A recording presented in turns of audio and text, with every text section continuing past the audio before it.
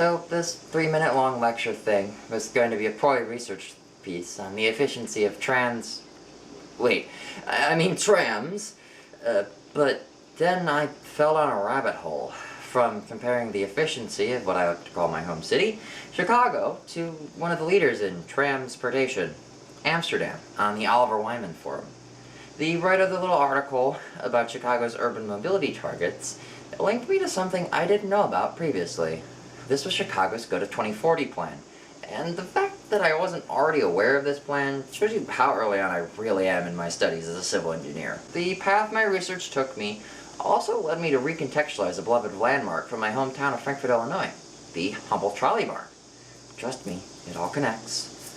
You see, the trolley barn, on the end of Kansas Street, the one that runs right through the center of old downtown, used to be part of the Joliet Southern Traction Company's trolley line. This line ran from Aurora to Chicago Heights, with plans to expand into Indiana later on.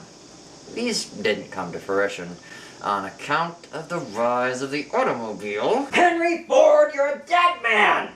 Among other things. Regardless of the trolley line's success, the effects of its construction are prevalent even today.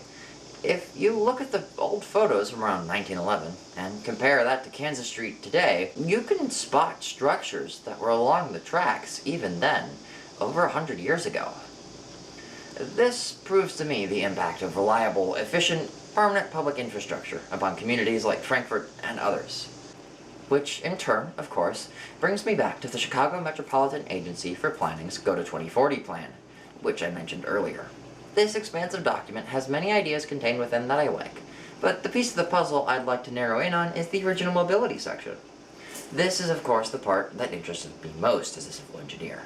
This part of the Go to 2040 plan is focused entirely on Chicago and the local area's efforts to improve transit.